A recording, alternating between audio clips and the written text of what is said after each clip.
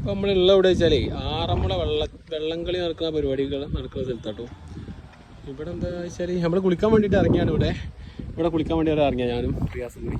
അപ്പം എന്താ വെച്ചാൽ ഇവിടെയാണ് ട്രോഫി ഒക്കെ കൊടുക്കുന്ന സ്ഥലം തോന്നുന്നത്. കാരണം എന്താ വെച്ചാൽ വള്ളങ്ങളൊക്കെ ഇവിടെ കാണുന്നുണ്ട്. വെള്ളം ഞാൻ കാണിച്ചു തരാം കേട്ടോ.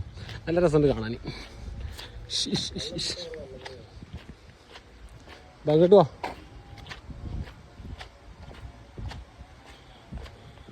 അപ്പം ഈ ചുണ്ടൻ വെള്ളം എന്ന് പറഞ്ഞത് ഇതാണ് കേട്ടോ.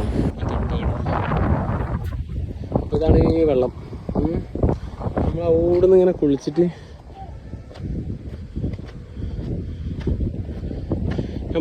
കുളിച്ച് അങ്ങനെ കുളിച്ച് കഴിഞ്ഞതിന് ശേഷം ജസ്റ്റ് ഒന്ന് ഇത് ഉണങ്ങാൻ വേണ്ടിയിട്ട് ഡ്രസ്സും ശരീരമൊക്കെ ഒന്ന് ഉണങ്ങാൻ വേണ്ടിയിട്ട് ഇങ്ങനെ കാറ്റുള്ള.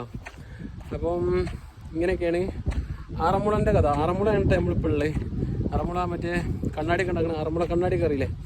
അതൊക്കെ ഉണ്ടാക്കുന്ന സ്ഥലം. അതിൻ്റെ തൊട്ടങ്ങിയ പുറത്താണ് അവിടെ ഇങ്ങനെയാണ്. അപ്പോൾ നമ്മളെ വണ്ടി അവിടെ നിർത്തിയിട്ട് നമ്മളിവിടെ വന്നിട്ട് കുളിച്ചിട്ട് മാറ്റി റെഡി ആയതിൻ്റെ ശേഷമുള്ള വ്യൂ ആണ് ഈ കാണുന്നത്. അപ്പോൾ സംഭവം നല്ല കാറ്റടിക്കുന്നുണ്ട്. സൂപ്പറാണ് സ്ഥലം.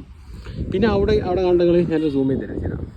ഒരു വലിയൊരു ചുണ്ടൻ വെള്ളം അവിടെ കയറ്റി വെച്ചിട്ട് നമ്മൾ ആനൊക്കെ കയറ്റി വെച്ച പോലെ. ഏത് വെള്ളം അറിയോ? ഇതെന്ത് വെള്ളമാണ് അതിന് പറയാം? എന്തൊരു വെള്ളം പറയില്ല ഇതിന്. അതായത് ചുണ്ടൻ വെള്ളത്തിന് നമ്മൾ ആനനൊക്കെ എടുത്തേക്കണ മാതിരി സംഭവമൊക്കെ ഉണ്ടാക്കിയാണ് അവിടെ സെറ്റപ്പ് ആക്കി വെച്ചത്.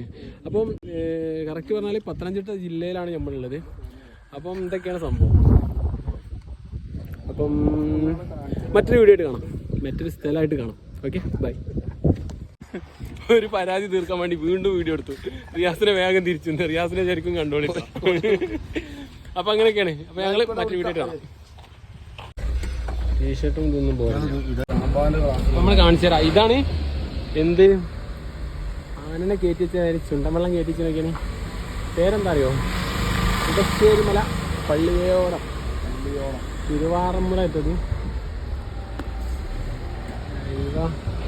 രസമല്ലേ കാണാൻ? ആറന്മുളയാണ് ഇതിന് കറക്റ്റ് സ്ഥലം. പിന്നെ ഇങ്ങനെയൊക്കെയാണ് ചുണ്ടൻവെള്ളം. ഇതെങ്ങനെ പോണേ